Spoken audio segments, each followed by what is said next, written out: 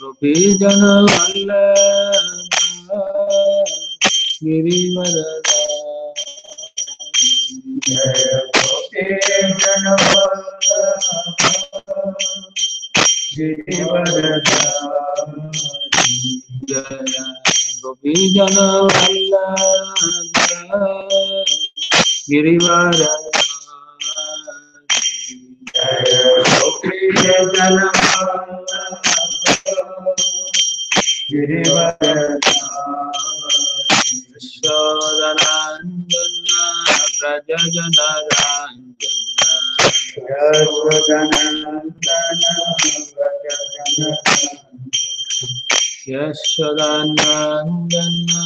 Vraj Jan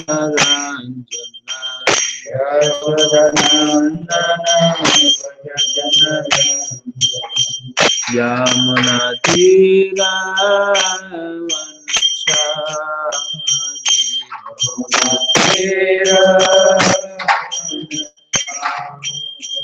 Yamuna Tirah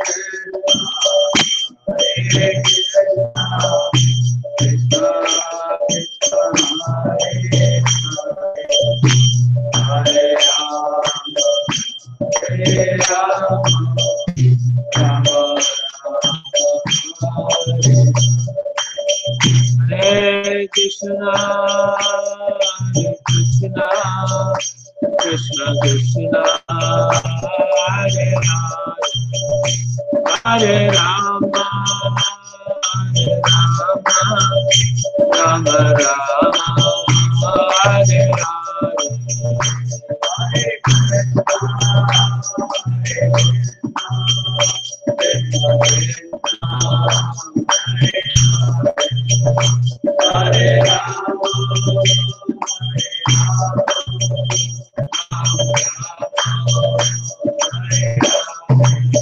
Jaya Prabhupada, Jaya Prabhupada, Jaya Prabhupada, Jaya Prabhupada,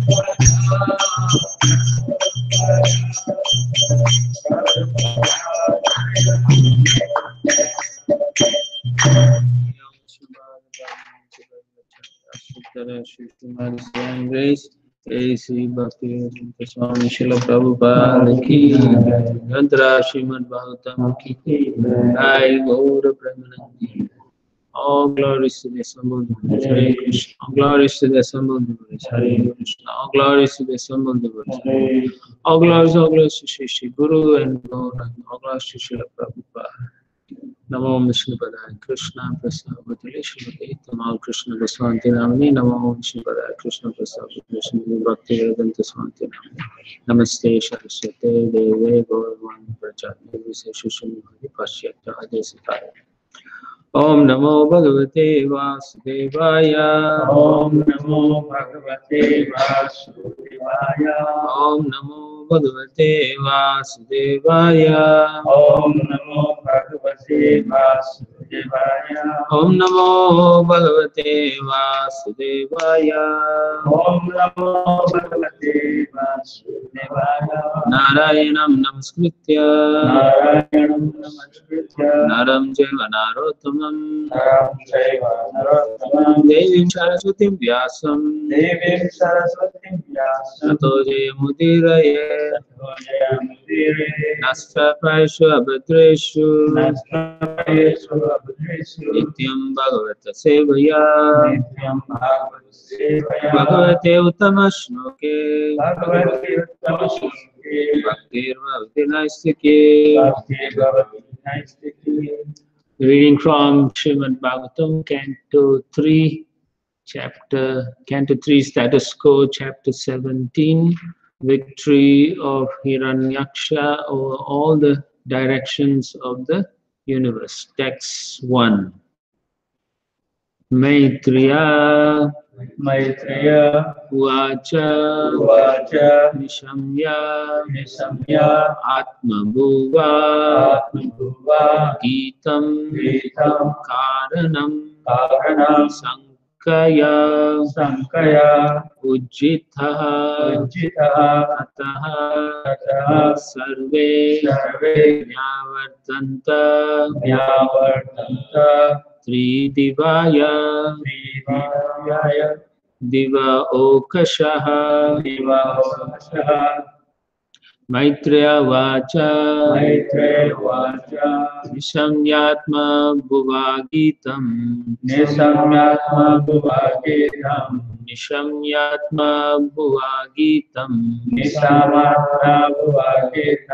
Karanam Sankayojitaha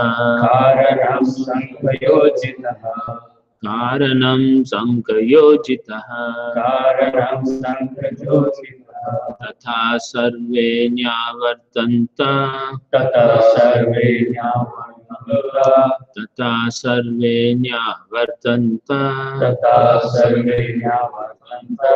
Tridivaya Divokashaha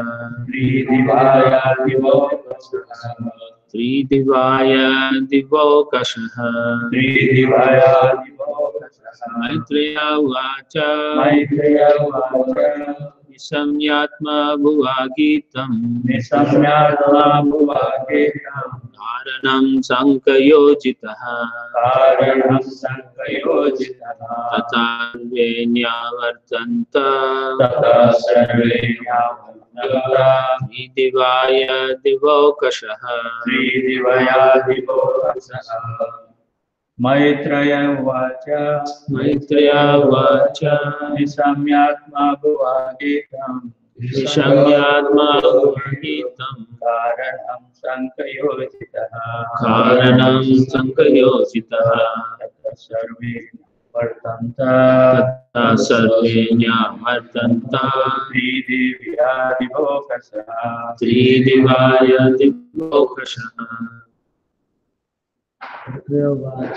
Maitreya vacha Nisamyatma bhuvagitam Nisamyatma bhuvagitam Karanam sankayositaha Tata Sarvenya vartanta Tridivaya divokashaha Maitreya vacha Maitreya vacha Nisamyatma bhuvagitam Nisamyatma bhuvagitam Karanam sankayojitaha Karanam sankayositaha Tata sarve niyavartanta Tridivaya divokashaha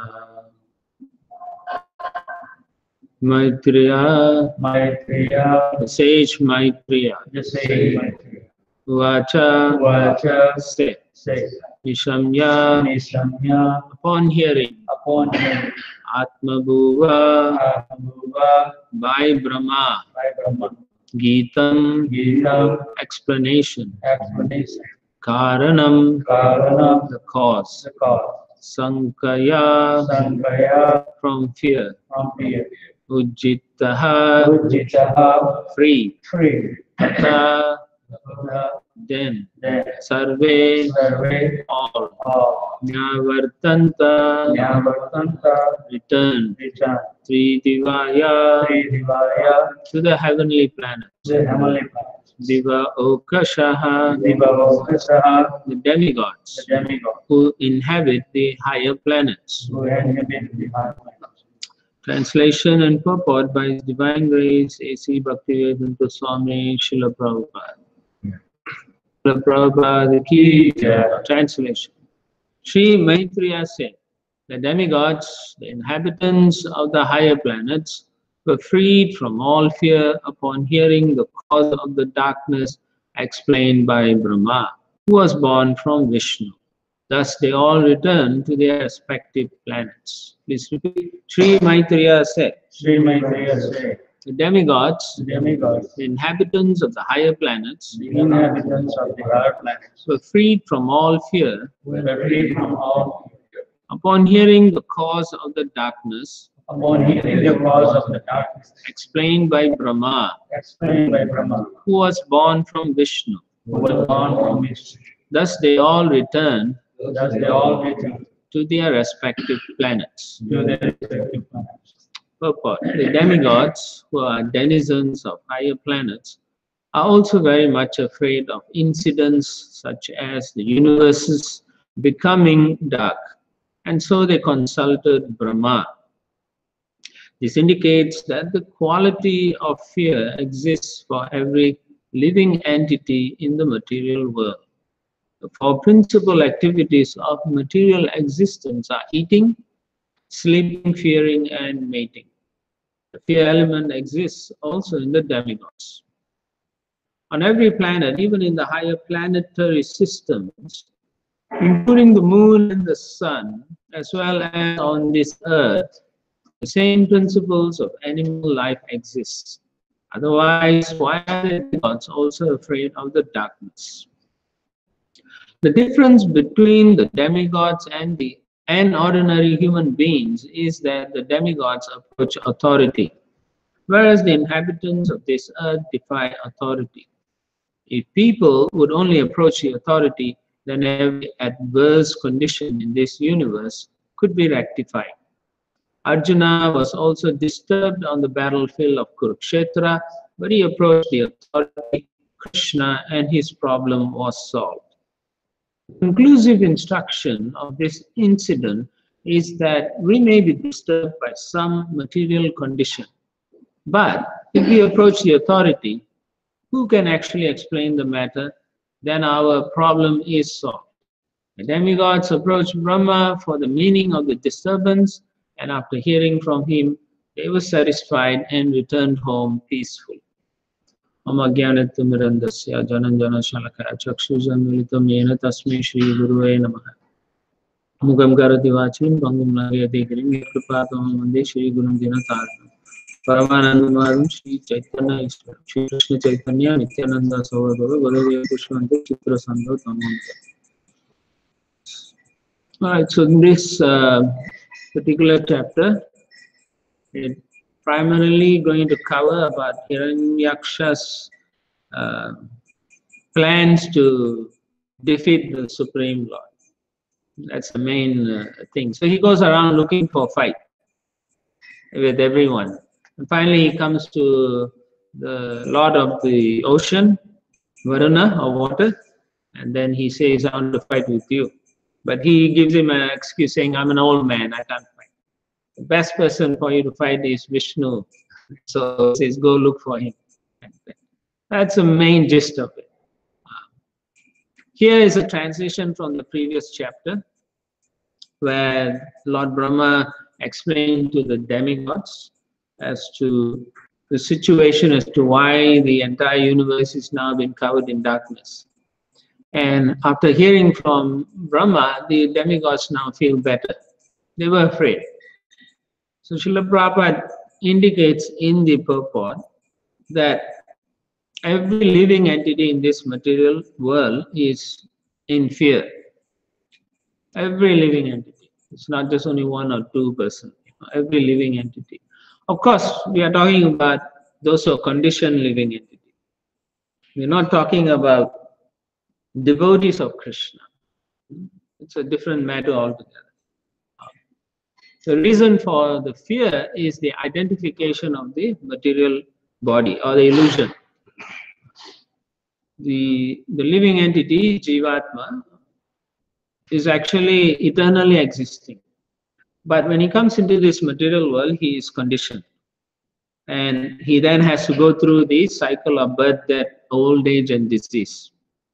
Because he identifies with this material illusion, this body, he's becoming afraid. He's thinking, I'm going to lose this body.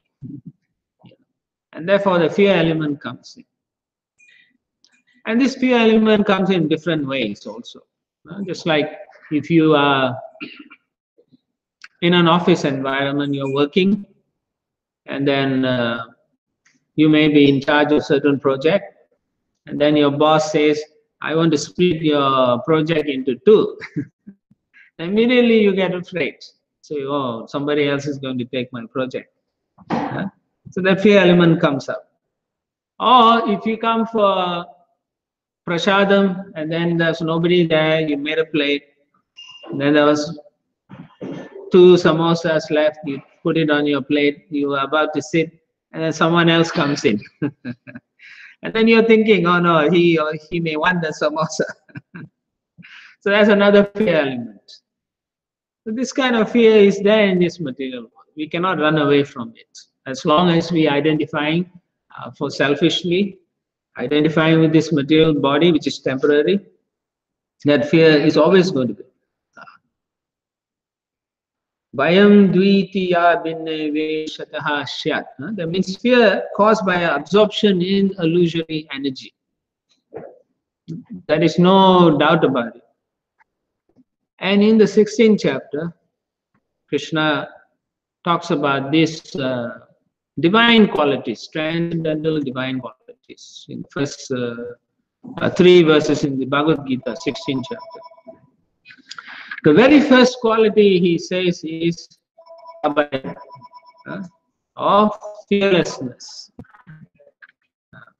And he says these are transcendental qualities. Why is it transcendental? Because a devotee is always thinking of his association with Krishna. He's also thinking of his service to Krishna. So therefore, he is not bewildered about the material needs anymore. So therefore, he's not afraid also. As long as I can serve the Lord, I am not worried about my situation. And therefore, there's no need for worries anymore. Our worry comes about, our fear comes about, because we are thinking we are going to lose something. We are thinking, I will not be able to keep this forever. But as soon as we become devotees, then we understand the situation is not the same. Actually, I'm not this body. My relationship with Krishna is eternal. As long as I serve the Lord, I have nothing to fear. And Srila Prabhupada says, fearlessness is the most important quality for a sannyasi. And the reason is, the sannyas has to go to many places. He has to travel, right? And when he travels, sannyas means you declare war against material energy, first of all. Sannyas means you give up material things that you accumulate, nothing. You only depend on Krishna for everything, for your needs. Everything is dependent on Krishna. So unless you are fearless, you cannot take sannyas. If you're going to think, oh, who's going to give me food? Who's going to give me a place to stay? Who's going to make sure that I can travel from one place to another? Who's going to pick me up? All these worries are there. Then it's very difficult to be a sannyasi. So Srila Prabhupada said the sannyasi is not supposed to think like that. He should think, I am taken care of by the Supreme Lord. I've given my life to the Lord. I got nothing else to worry. So in this connection, last night we were reading about Srila Prabhupada's pastime. And we were reading the section from how Srila Prabhupada got his visa for going to America. He met some devotees, he met some helpers, and then finally he came to Sumati Murarji for help to get a free ticket to go to India. And he had a sponsor in America also, a son of Agarwal, that's right. Gopal Agarwal. So he had sponsored.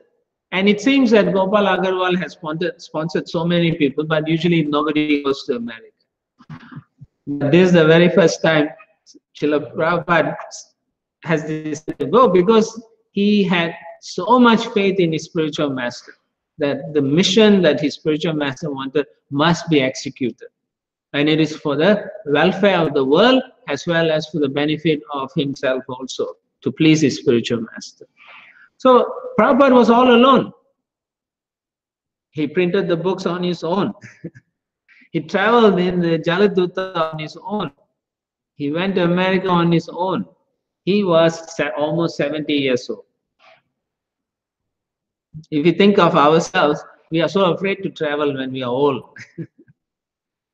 And Prabhupada was thinking also, I will die in America if I get heart attack or sickness like that, but I leave it, but I have to do this service. So therefore he was fearless. He showed what fearlessness is. The devotees like ourselves, we should not be afraid to speak the truth. We read what Srila Prabhupada says. Nowadays it's a fashion. We are worried, oh, these people, they will not like to hear these things. So we try to water down the philosophy. We shouldn't water down the philosophy, but we should present it in a palatable way. One should be very intelligent to give. Speak in such a way the truth is understood. Right? Anudvegam karam vakyam satyam prehitam chaya. Right? So one should speak in a pleasing way. Priyahitam. Sounds nice. Not like, you give up this, you give up that. First time anyone walks into any Hare Krishna temple or ISKCON, they say, "Oh, give up this, give up that," and the people get overwhelmed. Rather, we should say, "Oh, we enjoy these things, we enjoy that thing, we enjoy dancing, we enjoy vegetarian feasts. So much we can enjoy. We enjoy going out in the streets and dancing the names, glorifying the name." So they will hear positive vibrations, right? Instead of always, give up, give up, give up, give up. Yeah, they will come to that. Slowly they'll say, "But what else do you do?" And then we'll say, "We also do these things. We don't eat meat." Really? Oh, yeah, yeah, because we are vegetarians. The presentation is important. But in doing that, we also allay the fear of those other people. When they come here, they are fearful also. When they come to a temple, this is so alien for most people, especially in America, right? They're not used to this temple. They're not seeing people shaved up and jumping up and down and going in circles, like as if they all have some kind of mental problems or something. So it is very important that we present ourselves in such a way that others do not fear us also. It should always be. Prabhupada said that when the devotees shaved up and they wear nicely, he said they look from as if they came from Vaikuntha. And one of the things is we should always be smiling. Huh? The devotees in temple should be smiling. If you are not smiling, then Jai Shri Shri Radha Madhava Hari Ki Jai, Shri Shri Gaur Nitai Ki Jai, Shri Nath Ji Ki Jai, Jai Gaur Premanande.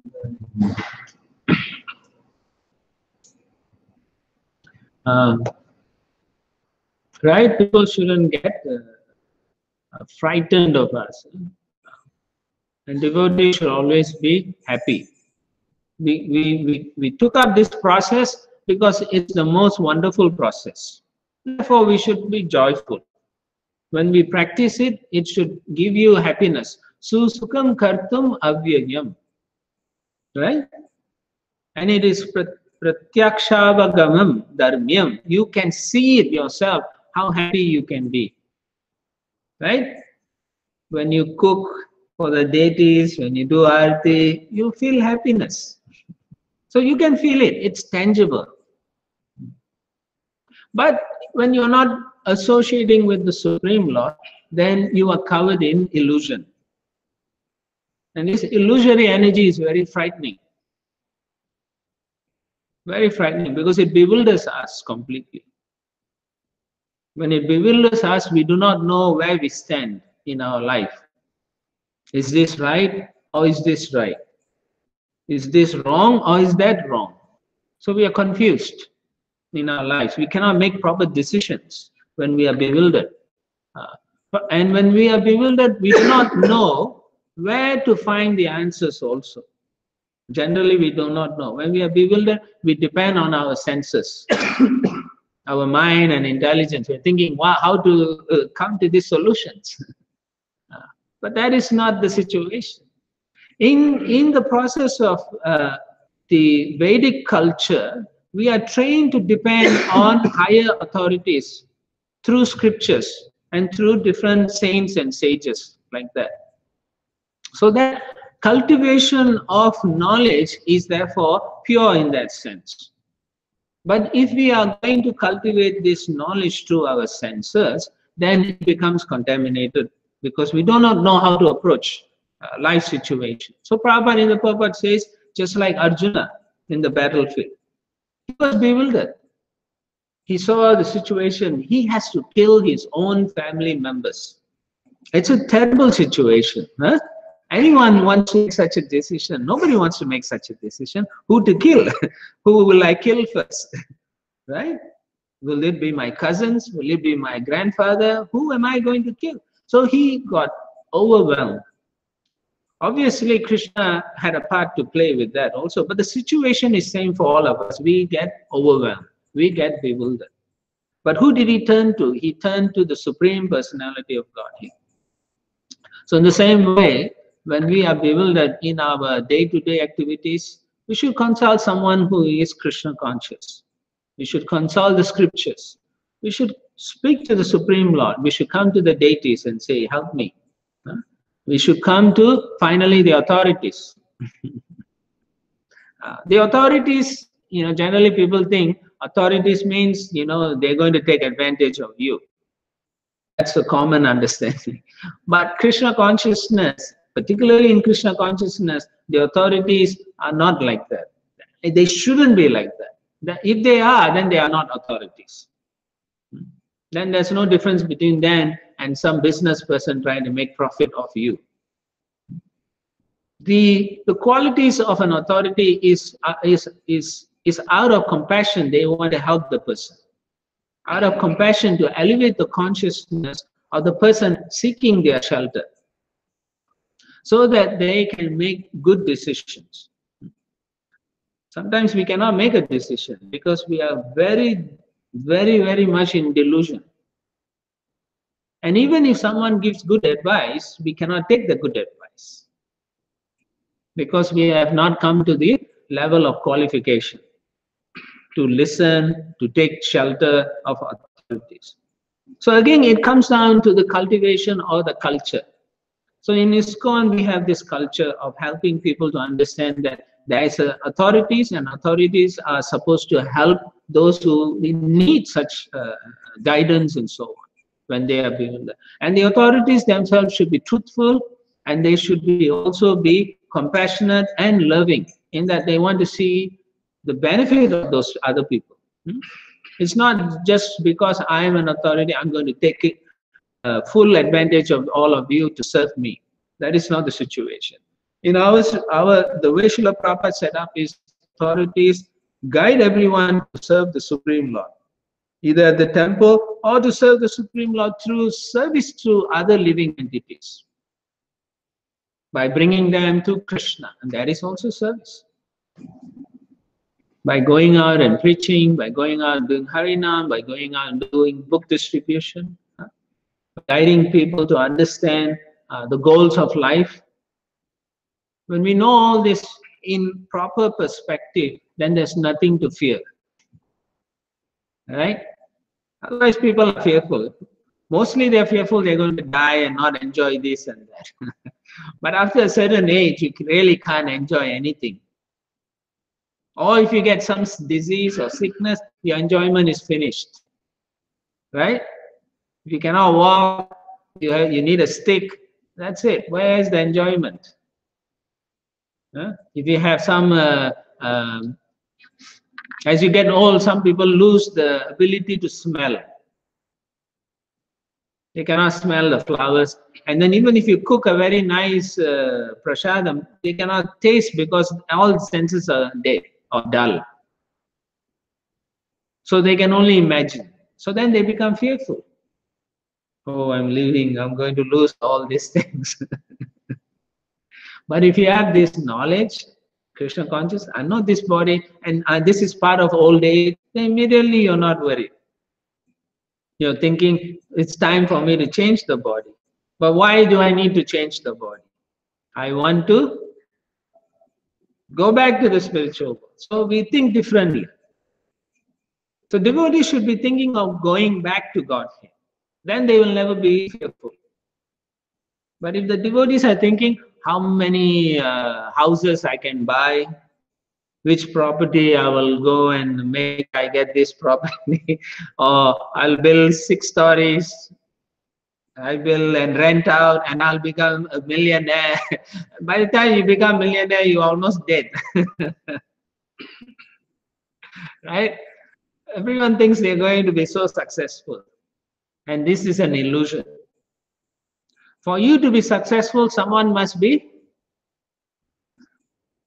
unsuccessful. This is a law in this material world. For one businessman to make profit, right, other companies must lose customers. And so therefore, for one man to be successful, there are many people who become very unhappy. We don't think that. So then that is the reason also why people in this material world are always fearful. Right? Anyone who runs a business is fearing. Oh, you know, what happens if people don't come and buy my stuff, right? What happens? Oh, you know, now I can't pay my bills. I have children, I have to eat, I have my car, my mortgage. So all these are fear. But when we come to Krishna consciousness, we understand that life is meant to be simple. And so we should try to simplify our existence. So Prabhupada gives a very nice statement: simple living, high thinking. Very simple, he says it. Very easily he says it. So simple living means you don't need too many things in your life. Like, like Prabhu was saying, and Prabhupada says it many times in the lectures, you know, how many chapatis you can eat.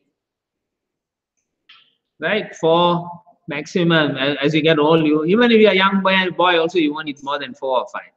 Maybe it's the exceptions. They may eat 20 chapatis, but in general, people eat 3-4 chapatis. Even if you are a millionaire, you will only still eat 2 or 3 chapatis. Right?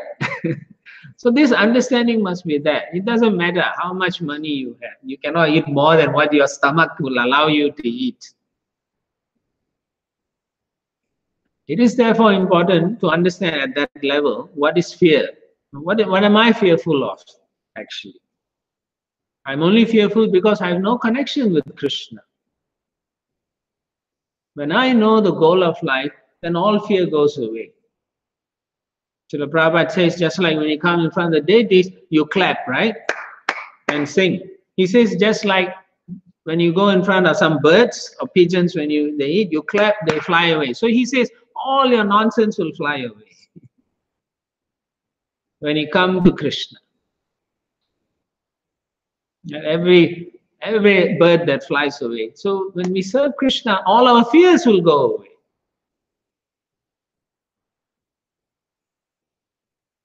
Therefore, Krishna also says to Arjuna, Durena avaranam, you know, cast away this abominable acts, things that is not good for you. Don't go on doing nonsense. You don't need those things because they only drag you to what? Eating, mating, sleeping, and defending. Right? If, let's say, nobody preaches in a temple, that's what will happen. Oh, I want to sleep in this place. You know, this is my room. Nobody should come. So the sleeping is defending. And then the other guy will come. I want to sleep there. Then they fight. And then when the Mahaprasadam come, they fight. I want this. I want. And then finally, because they don't do anything, they all get married and they move out of ashram. Right? Eating, mating, sleeping, defending. So Prabhupada uses the word fearing and mating. So defending is the same thing. Why do you defend? Because you are fearful of some situation that you are going to lose. So there's always going to be, as long as you're in the material world, there's some material condition that is going to cause some dissatisfaction, some disturbance. It will. It will. Even if you are Krishna conscious, those things will disturb you still. But you have to be focused. Have to be focused, you know. You have to focus on that which is spirit, not on that which is matter. When you focus on spirit, it will enliven you and it will raise your consciousness. If you focus on matter, it will not enliven you. It will depress you and it will bring you down to the modes of ignorance. So our activities that Srila Prabhupada set up is 100% perfect. You know, we get up at Mangala Aarti, Brahma Muhurta time, we chant our rounds, we clear all kinds of misgivings from our hearts, we make vows to the deities and saying, I want to be your servant. Right? Well, otherwise, what is the point? So that we have to cultivate. So in the same way, you can see, as I mentioned yesterday, the demigods came to ask Lord Brahma because they knew that from their own perspective, they could not understand the situation clearly. Not possible. So they had to ask someone who's a little bit more intelligent than they are, or a little bit more knowledgeable. So they approached Brahma because he's the supreme head in this material universe. He's the most intelligent being, actually. So they approached him, and immediately through his meditation, he knew what the problem was. And then they don't have to worry anymore. If you go and ask someone who don't know anything, then you say, hey, what happened? What happened? Then you become more frightened. Right? Sometimes you go to the airport, the flight is cancelled. Then you ask another person who's just standing there, why is the flight cancelled? They also, I also don't know why it's cancelled. But if you go to the counter and talk to the agents, they will tell you why it's cancelled. Oh, sir, we have some mechanical fault, or the plane just blew up, or something like that. They will tell you, and then you are at least satisfied. But I've seen people in the airport. They all talk to one another, but they never go to the counter and ask people. Because there's another type of fear. They don't want to show them that they are ignorant. There's another foolish way of thinking. We should never be afraid that people call us stupid for not knowing something. It's okay. When you make mistakes, you learn actually. When you don't make mistakes, it's very hard to learn in this material world. Right? Because you think you are perfect. And then when you think you're perfect, you can become humble. So we see very nice lessons here the demigods are showing. Very nice. That they were bewildered, they didn't know what to do, they approached an authority. So same thing in temple, if you hear rumors or what, just don't keep passing the rumors on. Ask the authority, okay, I heard this. What is it? Please clear the doubts. Instead of going to the Facebook or Twitter or whatever you all have nowadays, and then say, oh, this is the problem in the temple, but you don't know the whole information. So all these are nonsense. We shouldn't do such things. Our goal is very simple. Srila Prabhupada has set up for us, we follow that. Now, even if you say the authorities are not good, it doesn't matter. You're still protected if you take shelter of the authorities. This is given by Krishna himself. Very, very logical. Because we have faith in that person who is supposed to represent Krishna. And if you are sincere, Krishna will protect you. If you are a nonsense, then he cannot do much. Okay? So, it's very nice purport Srila Prabhupada gives, that to develop this fearlessness, we have to be Krishna conscious. Okay? Otherwise, you cannot come to that stage of fearlessness. If we fear something, then there is a problem. Of course, I'm not talking about even Srila Prabhupada ran away from this drug addict, you know, that in the early days in the Bauri, he wanted to kill Prabhupada, he attacked Prabhupada. So Prabhupada ran away. It doesn't mean that fearlessness means you stand in front of a machine gun. That is foolishness. Somebody is bringing a gun or weapon, you hide.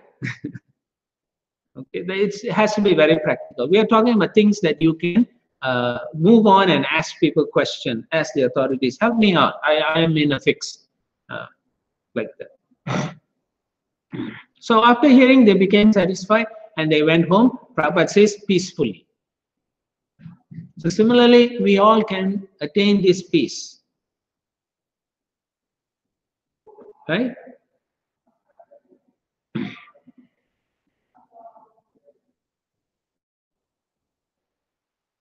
Okay.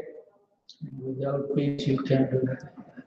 Without peace, you cannot do anything. That's a very good point. Yeah, if there's any questions, comments, corrections, feel free to do. Nice class. Thank you. You're welcome. I wanted to breathe it in.